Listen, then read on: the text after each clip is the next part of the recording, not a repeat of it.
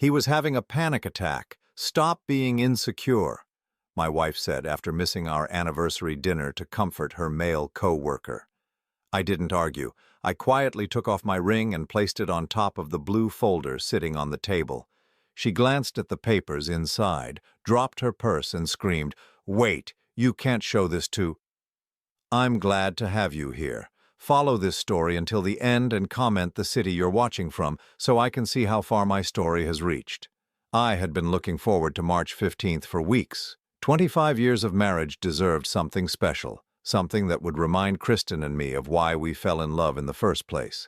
I spent the entire day preparing her favorite meal, lobster thermidor with roasted asparagus, the same dish we'd shared on our honeymoon in Maine all those years ago. The dining room table was set with our wedding china, the good silverware that we only used for special occasions, and candles flickering in the crystal holders her mother had given us. I'd even managed to find a bottle of the same wine we'd opened on our wedding night, though it had cost me nearly $200 to track down a vintage from 1997. By 6:30, everything was perfect. The lobster was staying warm in the oven, the asparagus was ready to be plated, and I was wearing the navy suit Kristen had always said brought out my eyes. I'd even splurged on a new tie, something I rarely did since becoming more budget-conscious after my mother's medical bills had eaten into our savings. But 6:30 came and went, then 7, then 7:30. At 8:15, my phone finally buzzed with a text message that would change everything between us. "Sorry, honey. Marcus is having a panic attack at work. Can't leave him like this. We'll make it up to you tomorrow. Love you." I stared at the message for a long time, my thumb hovering over the keyboard as I tried to formulate a response that wouldn't sound bitter or disappointed. Marcus Chen was Kristen's new colleague at the marketing firm, someone she'd mentioned frequently over the past few months since starting her new position. According to her stories, he was brilliant but fragile, prone to anxiety attacks that left him unable to function. "Hope he feels better soon," I finally typed back. "Dinner will keep." But as I sat there in my expensive suit, looking at the elaborate meal I'd spent hours preparing, something inside me felt different. It wasn't just disappointment. I'd dealt with plenty of that over the years as our marriage had slowly shifted from passionate partnership to comfortable routine. This was something else. Something that felt like awakening from a long sleep. Kristen didn't come home until nearly midnight. I was in bed pretending to read when I heard her key in the lock. She moved quietly through the house, and when she finally slipped into our bedroom, I caught a whiff of something that made my stomach clench. Cologne. Expensive cologne that definitely wasn't mine. "How's Marcus?" I asked softly, not looking up from my book. She froze for just a moment before continuing to undress. "Better, thankfully. It was really scary for a while there. I couldn't just abandon him when he was in that state." "Of course not," I said, finally meeting her eyes. In the dim light from my reading lamp, I could see that her makeup was slightly smudged, her hair not quite as perfect as it had been when she left for work that morning, but it was her expression that caught my attention, the way her eyes darted away from mine just a fraction too quickly. "I'm sorry about dinner, Tim. I know you worked hard on it." "It's fine," I lied. "We can celebrate this weekend."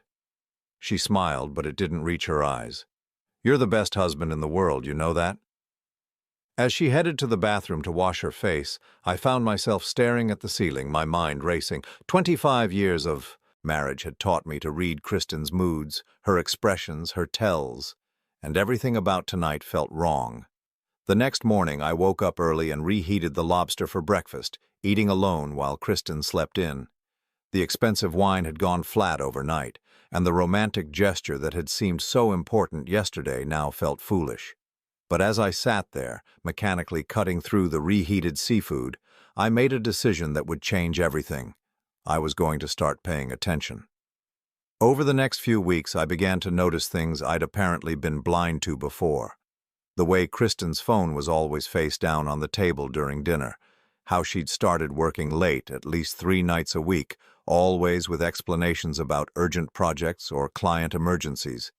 The fact that she'd bought new perfume, something light and floral that she claimed made her feel more confident at work.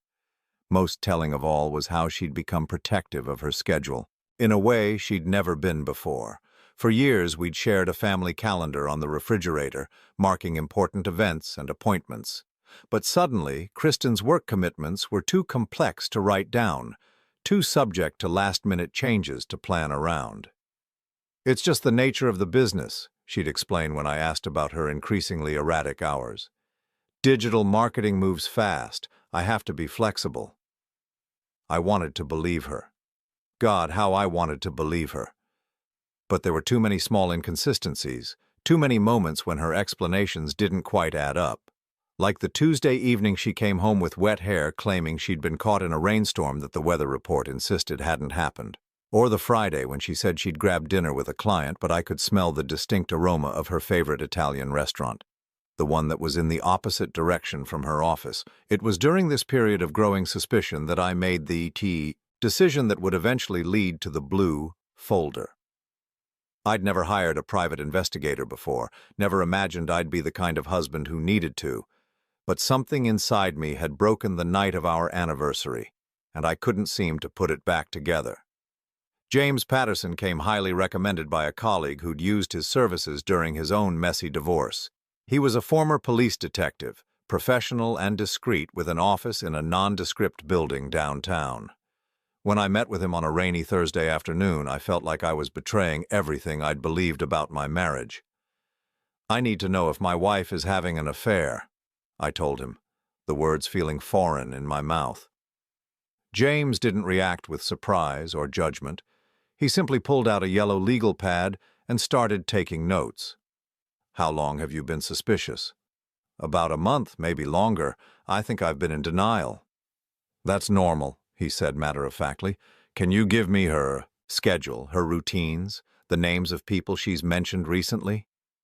As I provided him with the details of Kristen's life, her work address, her typical hours, the names of colleagues she'd mentioned, I felt like I was dissecting our marriage with surgical precision. Every piece of information I shared felt like another small betrayal, but I couldn't stop myself. "I charge $500 a day, plus expenses," James explained as we wrapped up the meeting. "Most cases like this take between 1 and 2 weeks to resolve, depending on how careful the subject is being."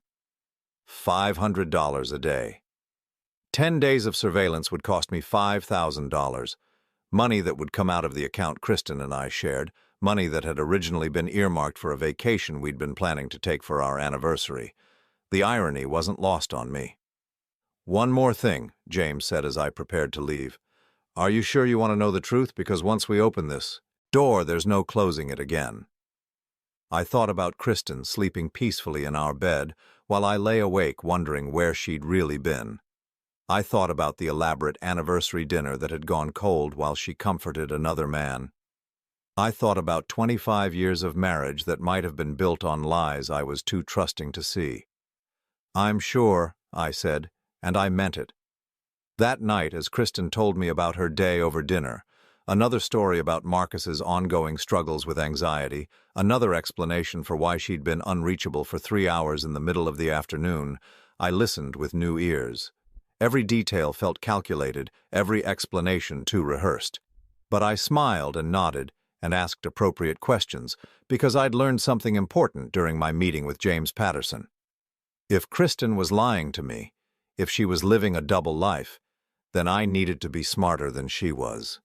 I needed to gather evidence, build a case, protect myself. I was done being the trusting husband who believed every story, who never questioned convenient explanations or sudden changes in routine. The blue folder that would eventually hold the truth about my marriage was still days away from existing, but the man who would fill it with evidence had already been born.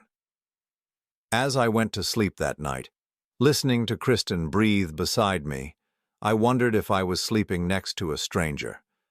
The woman I'd loved for 25 years, who I'd trusted with my heart, my future, my life, was she real, or had she been performing for so long that even she'd forgotten who she really was? I would have my answer soon enough. James Patterson would make sure of that. But first, I had to survive the next week of pretending everything was normal, of playing the role of the oblivious husband while my world quietly crumbled around me. It was going to be the longest week of my life. The waiting was the hardest part. For 5 days after hiring James Patterson, I went through the motions of normal life while my stomach churned with anticipation and dread. Every morning I kissed Kristen goodbye and wished her a good day at work, knowing that somewhere across town, a stranger was watching her every move. I threw myself into my job at the sales office, staying late to avoid going home to an empty house when Kristen worked her increasingly frequent overtime hours. My colleagues probably thought I was gunning for a promotion, the way I suddenly became obsessed with reorganizing client files and updating prospect databases. The truth was, I needed something to occupy my mind while James Patterson slowly dismantled my marriage. On Wednesday of that week, Kristen announced she'd be working late again. "Big presentation tomorrow for the Morrison account," she explained, gathering her things after a dinner she'd barely touched. "Marcus and I need to get the final details hammered out." There was that name again, Marcus, in the 6 weeks since Kristen had started mentioning him. He'd become the explanation for everything. Her late nights, her weekend work sessions, her sudden inability to stick to any schedule we'd previously agreed upon. "Will you be home by 10?" I asked, keeping my voice casual. "Probably closer to 11, she said, already moving toward the door. "Don't wait up." After she left, I sat in our living room, surrounded by the comfortable furniture we'd chosen together, looking at the family photos that lined the mantelpiece. There we were on our wedding day, both of us so young and sure that love would be enough. Our first house, our vacations, Christmas mornings, anniversary dinners from happier years. When had she stopped being happy? When had I stopped being enough? My phone rang at 9:47. James Patterson's voice was calm and professional, but I could hear something underneath it that made my hands shake. "Timothy, we need to meet, tomorrow morning if possible. You found something." "Yes. Can you come to my office at 8 a.m.? I barely slept that night. Kristen came home at 11:15, just as she'd predicted, smelling faintly of wine and wearing an expression of satisfied exhaustion that I'd once found attractive. Now it made me nauseous. "How did the presentation prep go?" I asked as she got ready for bed. "Really well. Marcus has some brilliant ideas for the Morrison campaign. I think we're going to nail it tomorrow." She kissed my forehead before turning out the lights, and I lay there in the dark, wondering if that would be the last time she'd touch me with genuine affection, or if the affection had been fake for longer than I wanted to know. James Patterson's office felt different the next morning. The same sparse furniture, the same motivational posters on the walls, but now there was a manila envelope sitting on his desk that seemed to pulse with dangerous energy. "Before we start," he said, gesturing for me to sit down, "I want you to know that what I'm about to show you will be difficult to see. Are you ready?" I nodded, not trusting my voice. He opened the envelope and spread a series of photographs across his desk like playing cards. Black and white surveillance photos, time-stamped and dated. Each one felt like a physical blow. Kristen entering a hotel lobby with a tall man in an expensive suit. The timestamp read, Tuesday, March 22nd, 6:15 p.m. The night she'd said she was working on the Henderson account presentation, Kristen and the same man sitting across from each other at an intimate restaurant table, leaning close together, her hand covering his.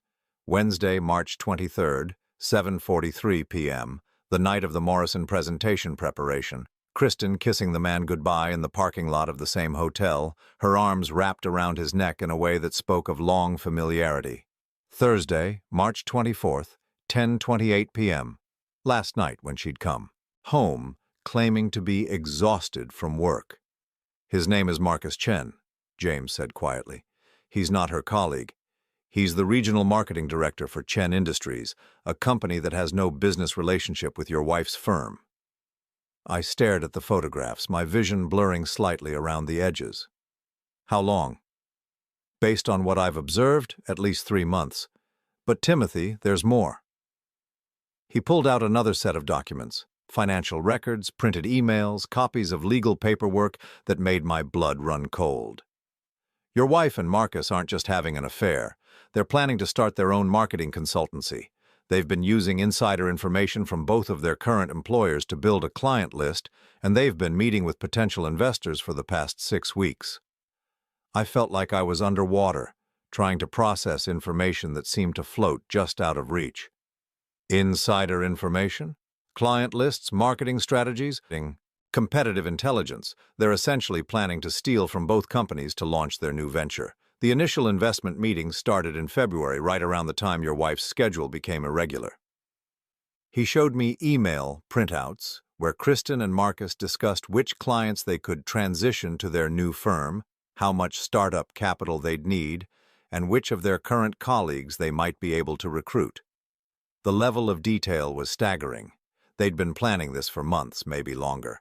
But it was the last document that truly broke my heart.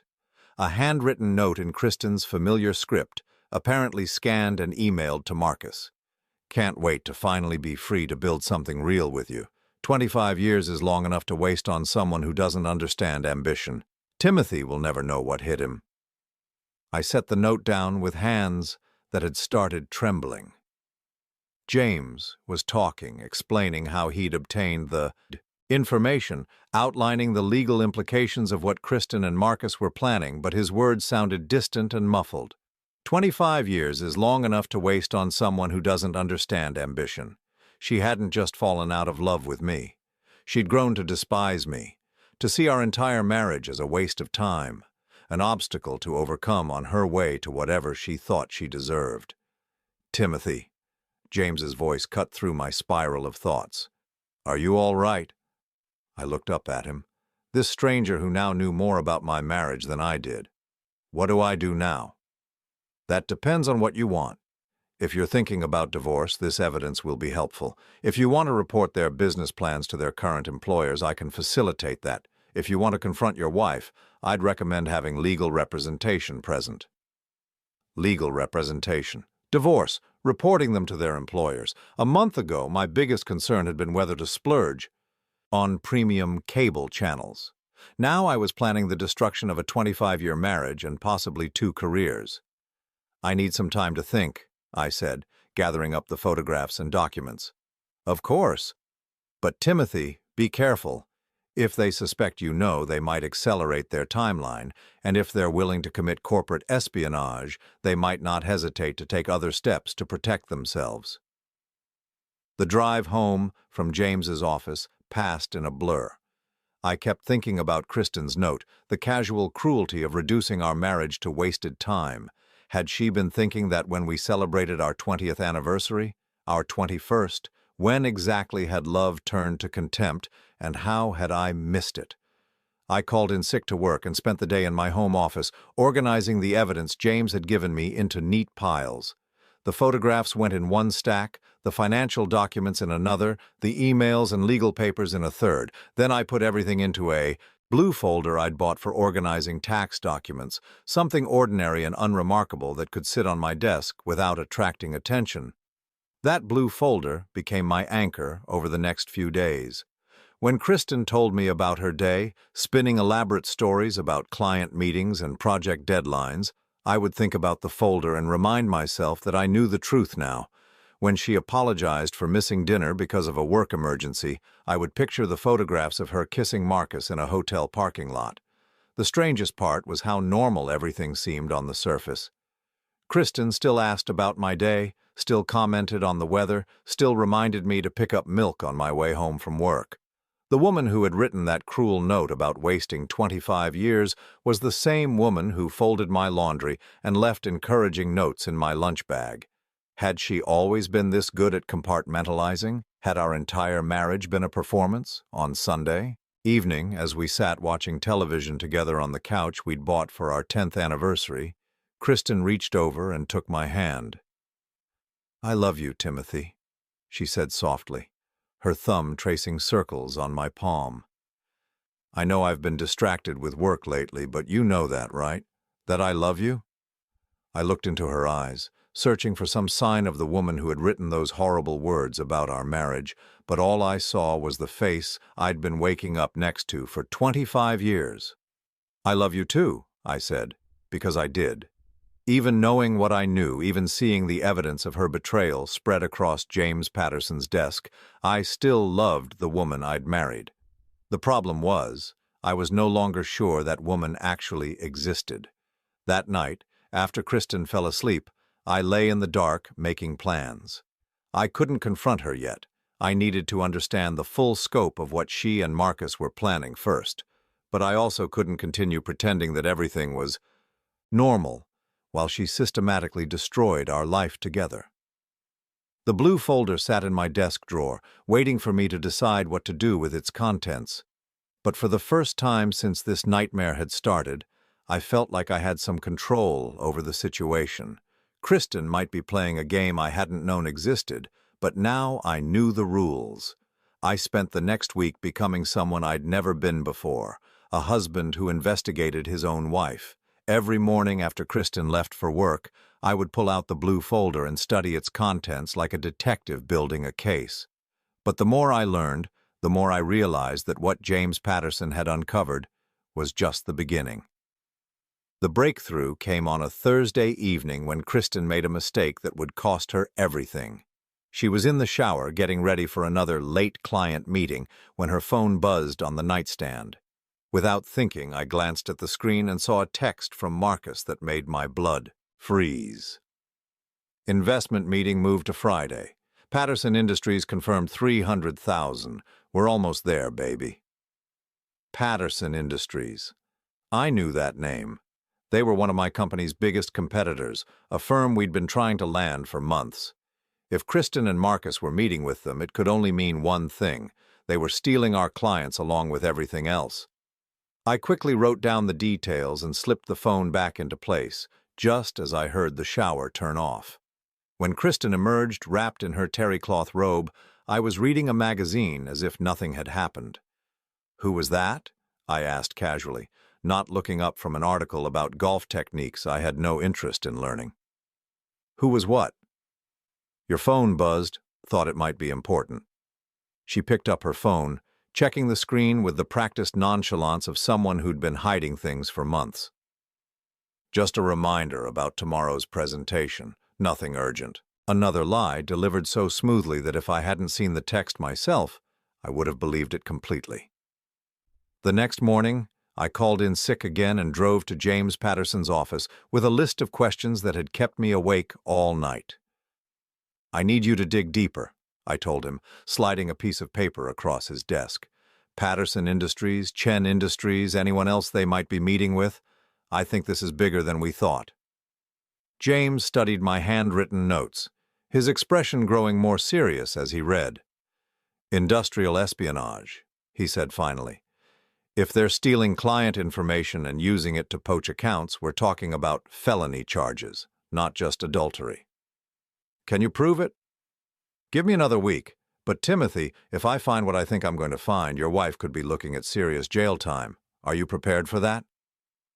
I thought about Kristen getting dressed for work that morning, kissing my cheek goodbye, reminding me to pick up her dry cleaning. The woman who still made my coffee exactly the way I liked it, who still laughed at my terrible jokes, who still reached for my hand when we walked through parking lots. "I'm prepared for the truth," I said, "whatever it is." That weekend, Kristen announced she needed to work both Saturday and Sunday to prepare for a major presentation the following week. "It's the biggest account we've ever pitched," she explained as she packed her laptop bag. "If we land this one, it could change everything for the company." I smiled and told her I understood, kissed her goodbye, and wished her luck. Then I spent the weekend doing something I'd never imagined I'd have to do. I followed my own wife. Saturday morning, instead of going to her office building, Kristen drove to the Marriott downtown. I parked across the street and watched as she met Marcus in the lobby, both of them dressed like they were attending a funeral rather than a casual work session. They disappeared into the elevator together, and I spent the next 3 hours sitting in my car, wondering what they were really doing in that hotel room. Sunday was worse. This time, They met at an expensive restaurant on the other side of town, joined by two men in expensive suits who looked like the kind of people who made seven-figure decisions over lunch. I couldn't get close enough to hear their conversation, but I didn't need to. The body language told the story. Leaning in conspiratorially, shaking hands over contracts, raising champagne glasses to toast agreements I wasn't supposed to know about. When Kristen came home Sunday evening, she was glowing with excitement. "How did the presentation prep go?" I asked, setting aside the book I'd been pretending to read. "Amazing! I think we're really onto something special, Tim. This could be the opportunity I've been waiting for my whole career." She wasn't lying about that part. This was the opportunity she'd been waiting for, the chance to steal enough clients and inside information to launch her own company with her lover. The fact that it would destroy my career and our marriage was apparently just collateral damage. Monday morning brought the call I'd been dreading and anticipating in equal measure. "Timothy, we need to meet immediately," James said, his voice tight with urgency. "What I've found, it's worse than we thought."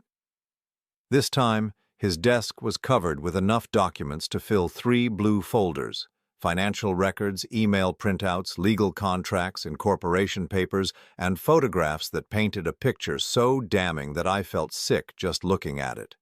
"Your wife and Marcus Chen have been planning this for 8 months, James began, spreading the evidence out like a prosecutor presenting a case.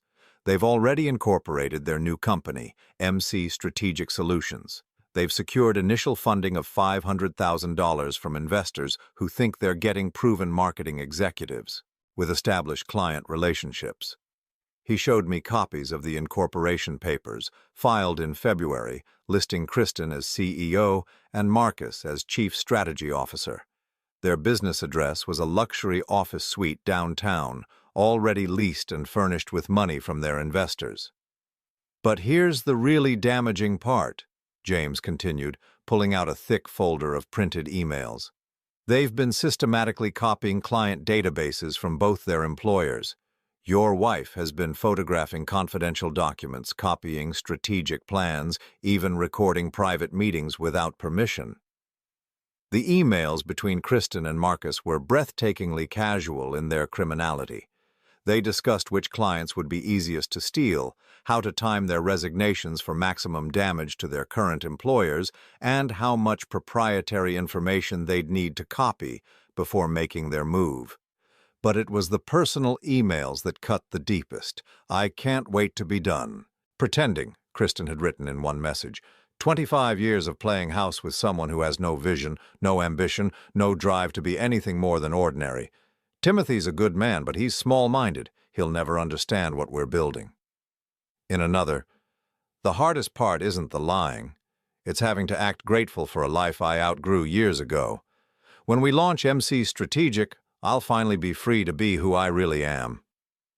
And the most devastating, "Tim still thinks I'm the same 25-year-old girl he married. He has no idea that person died of boredom years ago."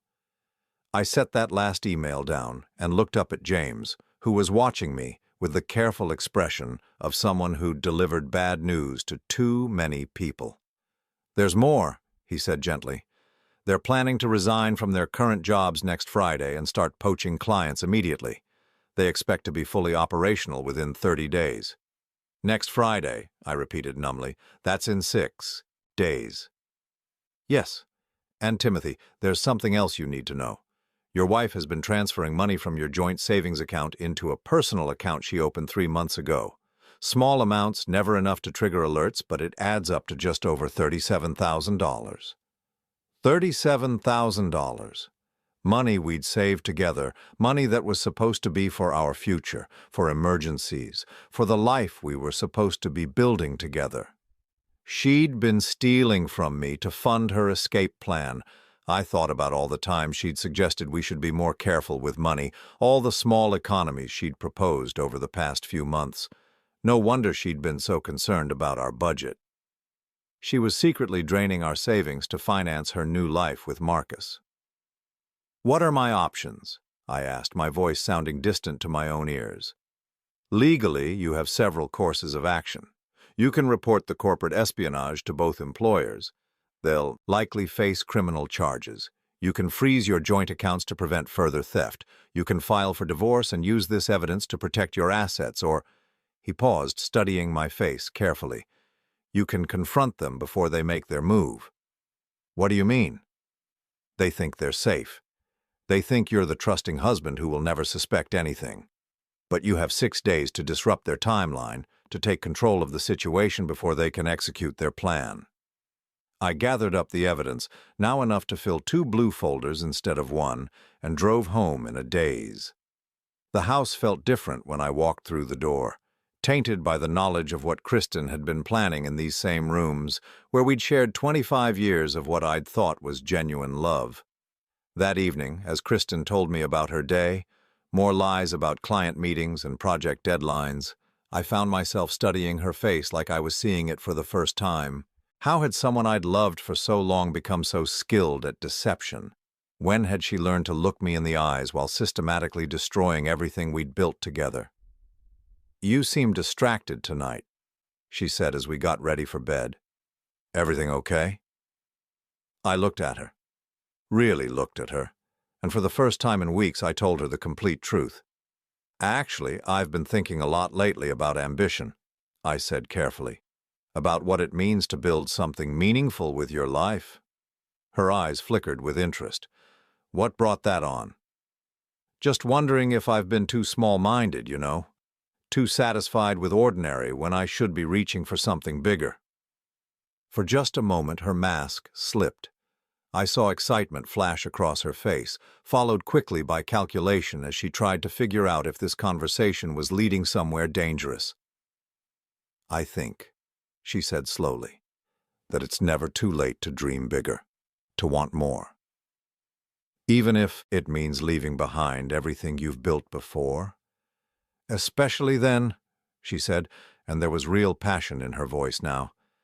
"Sometimes you have to be willing to burn down the old life to build the new one." I nodded thoughtfully, as if I were considering her words instead of recognizing them as a confession. "You're right," I said. "Sometimes you do have to burn down the old life." She smiled and kissed my forehead, the same gentle gesture she'd been giving me for 25 years. But now I understood what I was really seeing, the kiss of Judas, delivered with practiced tenderness by someone who'd already decided I was expendable. As she drifted off to sleep beside me, I lay in the dark, making plans of my own. Kristen thought she was 6 days away from freedom, from finally escaping the small-minded husband who'd never understood her ambition. She was wrong about a lot of things, but she was especially wrong about that timeline. Her old life was going to burn down much sooner than she expected. The thing about living with a master manipulator is that once you recognize the techniques, you start to see them everywhere. Over the next few days, as I waited for the right moment to act, I watched Kristen deploy every psychological weapon in her arsenal with the precision of a surgeon. It started Tuesday morning when I mentioned casually that I'd been thinking about our future. "Oh," she said, not looking up from her coffee. But I could see the tension in her shoulders, the way her grip tightened slightly on her mug. "Yeah, just wondering if we should be more adventurous, maybe make some big changes." She set down her coffee and turned to face me, her expression carefully neutral. "What kind of changes?" "I don't know. Career moves, maybe. Life moves. Sometimes I feel like we've gotten stuck in a routine." For the next 20 minutes, Kristen gave me a masterclass in psychological manipulation. She started with validation, telling me how proud she was that I was finally thinking about growth, how she'd been hoping I'd develop more ambition. Then came the subtle undermining. Questions about whether I was really ready for big changes, whether I had the skills to compete in today's marketplace, whether I might be having some kind of midlife crisis. "I just want to make sure you're thinking clearly about this," she said, reaching across the table to squeeze my hand. "You've been so comfortable in your current position for so long. Sometimes when people start talking about dramatic changes, it's because they're feeling insecure about something else." Insecure. The word hung in the air between us like a slap. She was already laying the groundwork for her eventual exit, planting seeds that would let her paint me as the unstable one when she finally left. "You might be right," I said, playing my part. "Maybe I'm just going through a phase." "That's what I love about you, Tim," she said, her smile warm and patronizing. "You're so self-aware, so willing to listen to reason." That afternoon, I met with my lawyer for the first time. Sarah Mitchell was a family law attorney who came recommended by James Patterson, someone who specialized in high-asset divorces involving corporate malfeasance. Her office was decorated in soothing blues and grays, designed to make people going through the worst moments of their lives feel slightly more human. "This is quite a case," she said after reviewing the evidence I'd brought. "Corporate espionage, theft, fraud. Your wife and her partner have exposed themselves to both criminal and civil liability. What's my best move? From a legal standpoint, you want to act before they do. File for divorce, freeze the joint accounts, report the corporate theft to their employers, strike hard and fast before they have time to hide assets or destroy evidence." "And from a personal standpoint?" Sarah leaned back in her chair, studying me with the careful attention of someone who'd seen every variation of human betrayal. "That depends on what you want. Justice, revenge, a clean break, or are you still hoping to save the marriage?" I thought about Kristen's performance that morning, the way she'd managed to make me question my own sanity while simultaneously planning to destroy my life. "I want her to understand that actions have consequences," I said finally. "I want her to realize that she misjudged me." "Then timing is everything.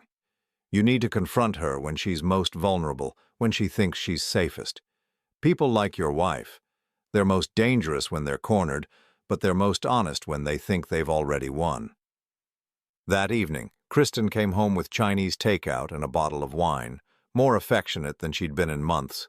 She curled up next to me on the couch, her head on my shoulder, talking about her day in the kind of intimate detail she usually reserved for special occasions. "I've been thinking about what you said this morning," she murmured, her fingers tracing circles on my chest. "About making changes, being more adventurous. Yeah? Maybe we should plan a trip somewhere. Europe, maybe. Take a real vacation for once." I almost laughed. Europe. She was planning to leave me within days, and she was talking about vacation plans like we had a future together.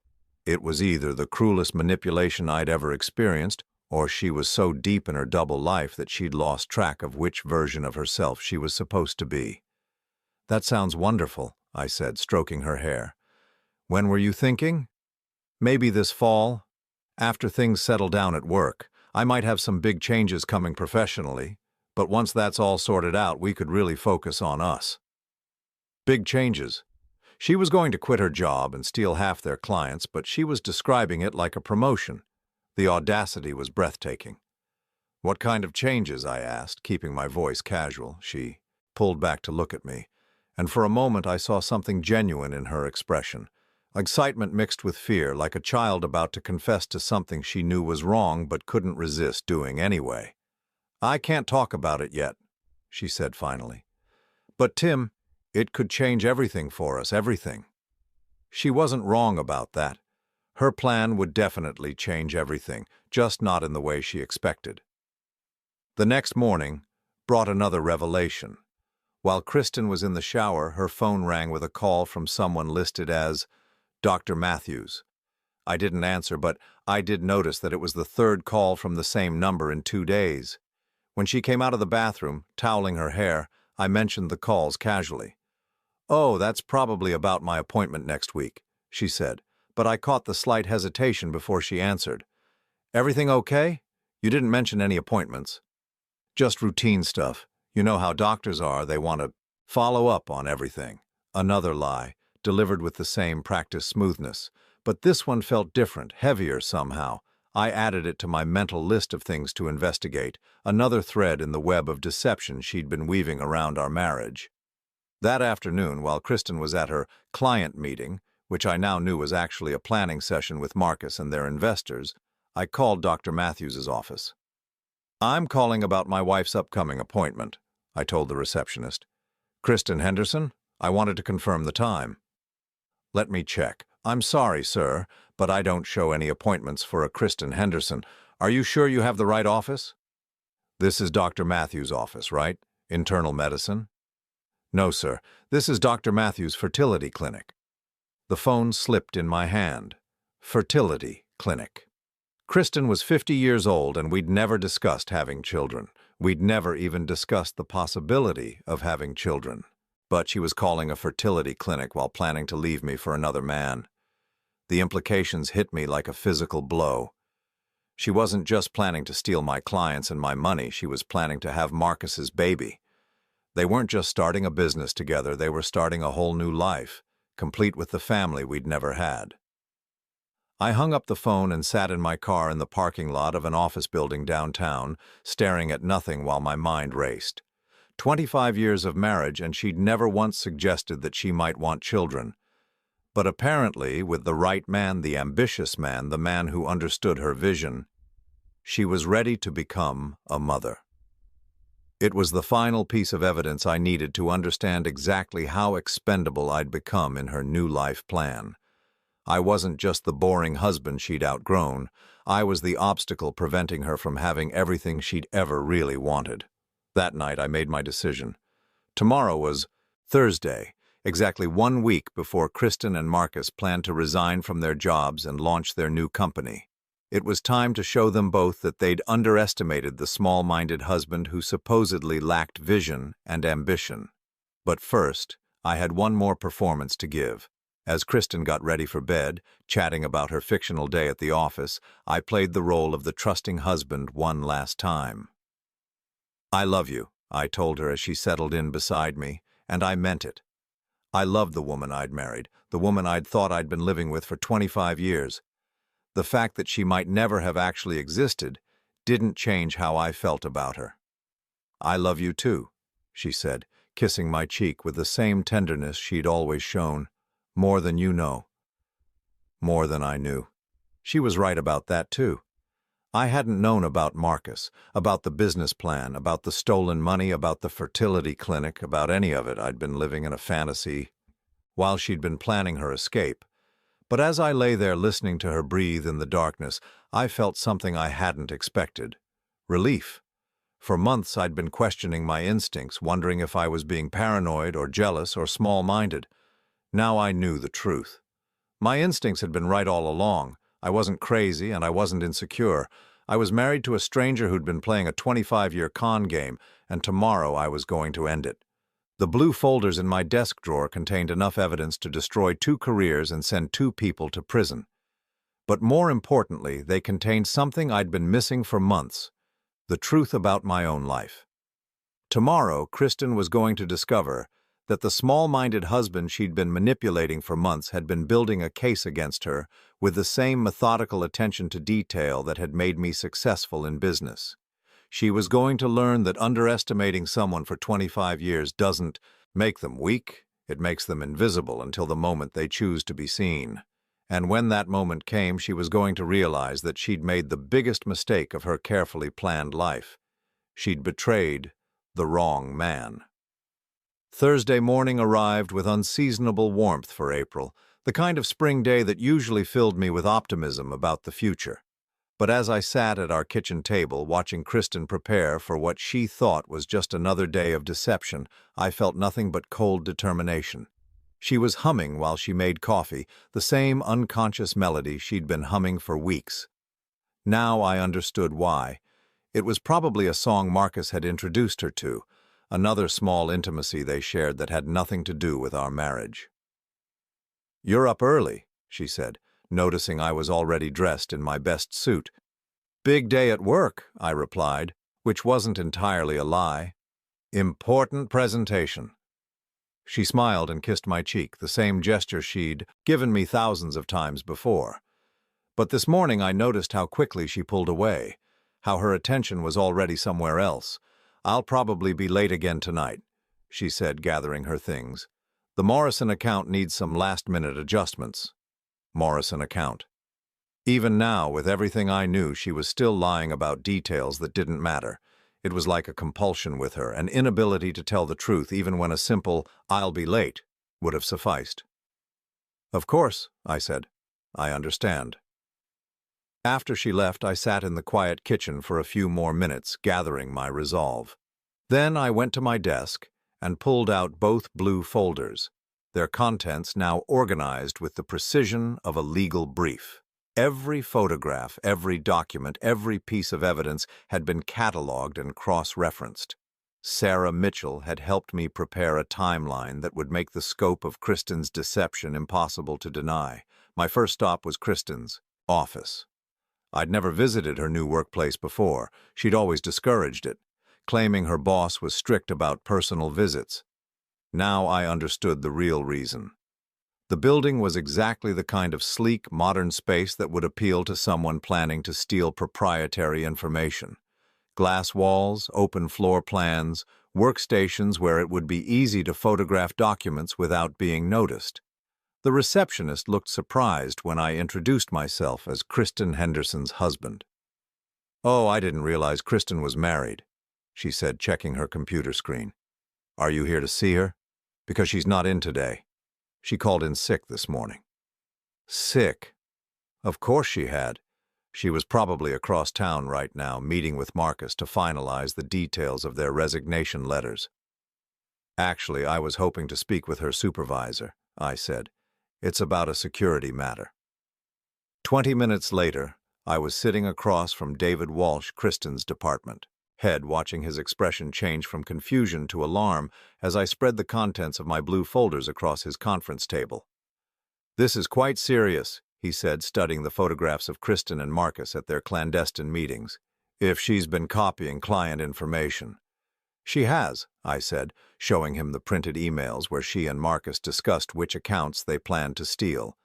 "They've been planning this for months. They intend to resign tomorrow and start poaching your clients immediately." David's face went pale as he read through the evidence. "We'll need to involve legal counsel immediately, and security. If she has access to our systems—" "I've already made copies for your legal team," I said, handing him a sealed envelope. "But I wanted you to know before I take the next step." "Which is?" I looked out the conference room window at the city below, thinking about Kristen somewhere out there, believing she was hours away from pulling off the perfect crime. "I'm going to give her a chance to confess," I said, "tonight." My next stop was Chen Industries, where a similar conversation with Marcus's supervisor yielded the same shocked reaction and promises of immediate legal action. By noon, both companies had frozen access to their systems for both Kristen and Marcus, changed passwords, and begun internal investigations that would ultimately lead to criminal charges. But I wasn't done yet. My final appointment of the day was with the investors who'd been funding MC Strategic Solutions. James Patterson had identified them through corporate records, 3 businessmen who thought they were backing experienced marketing executives with legitimate client relationships. They deserved to know they'd been lied to. The meeting took place in a downtown office building, in a conference room that smelled like expensive cologne and broken dreams. When I finished presenting my evidence, the lead investor, a man named Robert Kim, sat back in his chair and let out a long, slow whistle. $500,000, he said quietly. "They've already spent nearly $200,000 of it on office space and equipment." "I'm sorry," I said, and I meant it. These men had been victims of Kristen's scheme just as much as I had. "Don't be sorry," Robert said, his voice hardening. "Be thorough. We want every dollar back, plus damages. Your wife and her partner are going to learn what happens when you steal from people who have lawyers on retainer." That evening I went home and prepared for the most important performance of my life. I set the dining room table with our wedding china, lit candles, opened a bottle of wine. To anyone watching, it would look like I was planning a romantic dinner. But the blue folders were waiting in my study, along with the divorce papers Sarah Mitchell had prepared that afternoon. Kristen came home at 7:30, looking flustered and distracted. She barely noticed the elaborate table setting as she hurried toward the stairs. "Sorry, Tim. I need to shower and change. Long day." "Wait," I said, my voice calm but firm. "We need to talk." Something in my tone made her stop and turn around. For the first time in months, I had her complete attention. "Is everything all right?" she asked, and I heard genuine concern in her voice. She still cared about me, in whatever way she was capable of caring about anyone. "Sit down," I said, gesturing to the dining room table. "Please." She moved slowly, her eyes darting around the room as if looking for escape routes. When she saw the blue folders sitting beside my place setting, her face went very pale. "Tim, what's going on?" I poured myself a glass of wine with steady hands, then looked across the table at the woman I'd loved for 25 years. "I know about Marcus," I said simply. The effect was immediate and devastating. Kristen's carefully maintained composure cracked like thin ice, and I saw raw fear flash across her features before she tried to pull herself together. "I don't know what you mean." "I know about the affair. I know about MC Strategic Solutions. I know about the stolen client lists, the fraudulent investor meetings, the money you've been taking from our savings account." I opened the first blue folder and pulled out the photograph of her kissing Marcus in the hotel parking lot. "I know about the fertility clinic." That last detail hit her like a physical blow. She actually flinched, her hand moving instinctively to her stomach, in a gesture that told me everything I needed to know. "You're pregnant," I said. Not a question, but a statement of fact. Tears started streaming down her face, but she still didn't speak. She just stared at the photograph as if it were a snake that might bite her. "How long?" I asked. 6 weeks, she whispered. 6 weeks. While she'd been lying to my face every day, while she'd been stealing from me and planning to destroy my career, she'd been carrying another man's child. "Why?" I asked, and my voice broke slightly on the word. 25 years, Kristen. Why wasn't that enough?" She looked up at me then, and for the first time in months I saw the real woman underneath the performance. She was terrified, desperate, and completely trapped. "Because I was dying," she said, her voice barely audible. "Every day in this house, in this life, I felt like I was disappearing. You're a good man, Tim, but you never wanted more than this. You never wanted to build something bigger, to take risks, to really live. So you decided to steal and lie and destroy everything we built together?" "I decided to save myself," she said, anger finally breaking through the fear. "I'm 50 years old. This was my last chance to have the life I actually wanted instead of the one I settled for." Settled for. There it was. The truth I'd been afraid to hear. Our entire marriage had been her settling for less than what she thought she deserved. I opened the second blue folder and spread its contents across the table. Bank records showing her theft, emails detailing the corporate espionage, legal documents proving the fraud. Her face went whiter with each piece of evidence. "Your last chance is gone," I said quietly. "Both companies know what you've been doing. The investors know they've been lied to. The police will probably be involved by tomorrow." She started crying harder then, ugly sobs that shook her whole body. "Tim, please, we can work this out. I can fix this." How? By lying to me some more? By stealing more money? By having Marcus's baby while pretending to be my faithful wife? She had no answer for that because there was no answer. She'd constructed such an elaborate web of deception that there was no way back to anything resembling truth. I pulled out the divorce papers and set them beside the evidence. "I've filed for divorce," I said.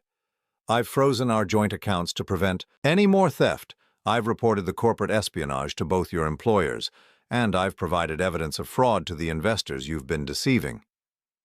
She stared at the papers, her hands shaking too badly to pick them up. "You can sign these now, or you can sign them after you've hired a lawyer and spent money you don't have fighting a case you can't win. Either way, this marriage is over." "Tim, please," she whispered. "I know I've made mistakes, but we can—" "Mistakes?" I cut her off, my voice harder than I'd ever heard it. "Forgetting to take out the trash is a mistake. Sleeping with another man while planning to steal my career and my money, that's not a mistake, Kristen. That's who you really are." She collapsed forward, her face in her hands, sobbing so hard she could barely breathe. Part of me, the part that had loved her for 25 years, wanted to comfort her, to find some way to fix this impossible situation, but the larger part of me, the part that had been humiliated and betrayed and systematically deceived for months, felt nothing but cold satisfaction. She was finally experiencing consequences for her actions, finally understanding that her choices had prices she couldn't afford to pay. "What about the baby?" she asked through her tears. I looked at her for a long moment, this woman who'd been planning to leave me for months while pretending to love me every night. "That's between you and Marcus," I said finally. "Assuming he still wants anything to do with you when he finds out his business partner just destroyed both your careers." She looked up at me with red, swollen eyes. "You told them everything?" "I told them the truth, something you seem to have forgotten how to do." She signed the papers with shaking hands, her tears smearing the ink. When she finished, she looked up at me one last time. "I did love you," she said. "At the beginning, I really did." "I know," I said, and I meant it. "But love without respect, without honesty, without loyalty, that's not really love at all. That's just convenience." She gathered her things and left that night, moving out of the house we'd shared for 15 years with nothing but a suitcase and the weight of her own choices. I watched from the window as she loaded her car, and I felt something I hadn't experienced in months: relief. Pure, uncomplicated relief. For the first time since our anniversary dinner had been ruined by her lies, I was alone in my own house without having to wonder who she was really with or what she was really planning. The uncertainty was over. The deception was finished. The blue folders sat empty on the dining room table, their contents now in the hands of lawyers and investigators who would ensure that justice was served. But their real purpose had already been fulfilled. They had given me back the truth about my own life. 6 months later, I stood in the kitchen of my new apartment making coffee for one person and finding peace in the simple ritual. The morning sun streamed through windows that looked out over a small garden instead of the suburban street where Kristen and I had lived our complicated life. Everything here was mine, chosen by me, arranged by me, paid for with money that belonged only to me. The aftermath of that night had unfolded exactly as I'd expected, though with more drama than I'd anticipated. Kristen and Marcus had both been arrested within a week, charged with corporate espionage, fraud, and theft. The investors had sued for recovery of their funds plus damages. Both companies had fired them immediately and were pursuing their own legal remedies. Marcus, it turned out, was less committed to their grand romance when it came with criminal charges attached. He'd tried to pin the entire scheme on Kristen, claiming she'd manipulated him into participating. The courts hadn't believed him, but the betrayal had shattered whatever illusions Kristen still held about their future together. She'd called me once about 3 months after everything collapsed, sobbing into the phone about how she'd lost everything: her job, her freedom, her lover, and the baby she'd miscarried during the stress of the legal proceedings. "I'm sorry," she'd whispered through her tears. "Tim, I'm so sorry for everything." I'd listened to her cry for nearly 10 minutes before responding, not because I was cruel, but because I was trying to find some emotion other than pity for this woman who'd once been the center of my world. "I'm sorry too," I'd said finally. "Sorry that you thought so little of me, and of yourself, that you believed this was your only option." That had been our last conversation. The divorce was finalized 2 weeks later, and I'd signed the papers with the same sense of relief I'd felt that first night.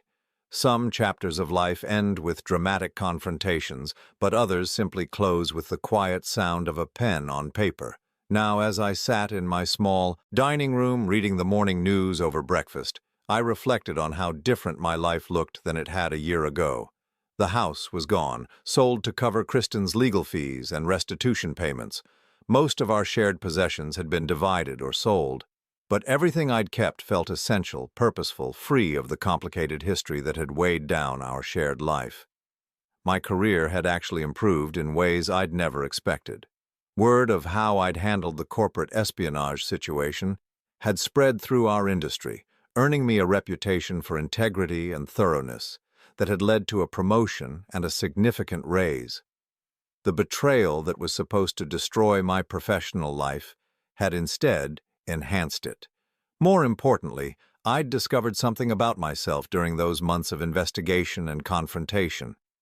I wasn't the passive, unambitious man Kristen had described in her emails. I was methodical, strategic, and capable of making difficult decisions when the situation required it. I simply chose my battles carefully. The doorbell interrupted my thoughts. When I opened it, I found Sarah Mitchell holding a bottle of champagne and wearing the satisfied expression of a lawyer who'd just won a significant case. "It's over," she said, stepping into my apartment. "Kristen pled guilty to all charges this morning, 18 months in minimum security prison, 5 years probation, and full restitution to all parties. Marcus got 2 years since the judge wasn't impressed with his attempt to blame everything on your ex-wife." I took the news calmly, feeling neither triumph nor sadness.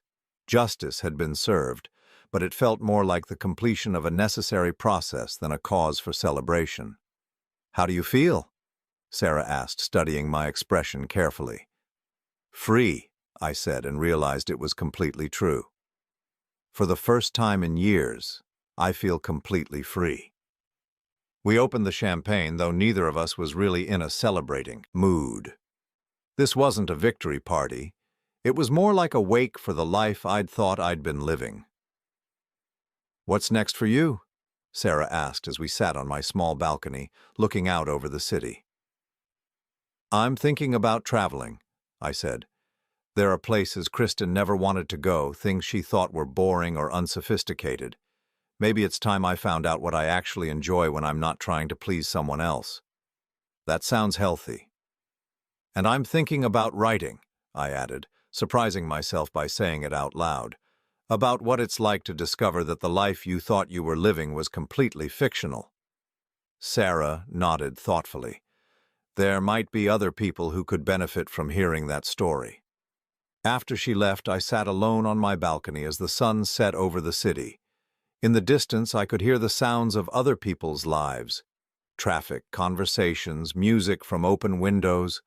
But instead of feeling lonely, I felt connected to something larger than the small, deceptive world I'd been living in with Kristen. My phone buzzed with a text message from my sister Ellen, who lived across the country with her family. "Thinking of you today. Know it's been hard, but you're stronger than you realize. Love you." Ellen had been one of the few people who'd supported me completely through the divorce. Most of our mutual friends had initially tried to stay neutral, unable to understand how the quiet, devoted couple they'd known for decades had imploded so dramatically. But Ellen had never liked Kristen, had always sensed something calculating underneath her charm. "I always felt like she was auditioning for the role of your wife, instead of actually being your wife," Ellen had said when I'd called her after that first night with the blue folders. "Like she was playing a character she thought you wanted instead of showing you who she really was." She'd been right about that, as she'd been right about so many things I'd been too close to see. I texted her back. "Stronger and freer. Thank you for believing in me when I couldn't believe in myself." That night, I did something I hadn't done in years. I cooked an elaborate meal just for myself. Not because it was a special occasion, not because I was trying to impress anyone, but because I wanted to. I made paella, something Kristen had always claimed was too complicated and exotic for regular dinners. I opened a good bottle of wine, lit candles, and ate slowly while reading a book about solo travel through Spain. As I cleaned up afterward, I thought about the blue folders that had changed my life. They were long gone now, their contents photocopied and filed away in lawyers' offices and court records. But their real value hadn't been as evidence against Kristen. Their real value had been as proof to myself that I was capable of more than I'd believed. I'd spent 25 years trying to be the husband I thought Kristen wanted, accommodating her moods, supporting her dreams, believing that love meant making myself smaller so she could feel larger. But that hadn't been love. It had been fear. Fear of losing her, fear of being alone, fear of discovering that I might not be enough for someone I thought was extraordinary. Now I understood that the extraordinary thing wasn't Kristen's ambition or intelligence or charm. The extraordinary thing was what happened when someone finally chose to be honest about what they wanted, what they deserved, and what they were willing to accept. Kristen had been dishonest about all of those things, and it had destroyed her life. But in forcing me to confront the truth about our marriage, she'd accidentally given me the greatest gift possible, the chance to build a life based on who I actually was, instead of who I thought someone else wanted me to be. Over the following months, I did travel to Spain, where I discovered that I loved flamenco music and late dinners and conversations with strangers in broken Spanish. I learned to paint watercolors, took a creative writing class, and started volunteering at a literacy center where I helped adults who were learning to read. I went on dates with women who knew nothing about my history, except that I was a recently divorced man who'd decided to explore new possibilities. Some of those dates led to second dates, and one led to a relationship with a woman named Catherine who taught art therapy and had the most honest laugh I'd ever heard. But more than any of that, I learned to enjoy my own company. I learned that being alone wasn't the same as being lonely, that cooking for one person could be just as satisfying as cooking for two, that having complete control over your own life was a luxury worth protecting. The blue folders were gone, but the man they'd helped create was still here. Stronger, wiser, and finally free to become whoever he chose to be. On the first anniversary of the night, everything had changed. I made myself the same meal I'd prepared for Kristen, lobster thermidor and roasted asparagus, with the same expensive wine I'd opened for our anniversary dinner. But this time, I ate every bite while it was still hot, savored every sip of wine, and felt grateful for every moment of peace.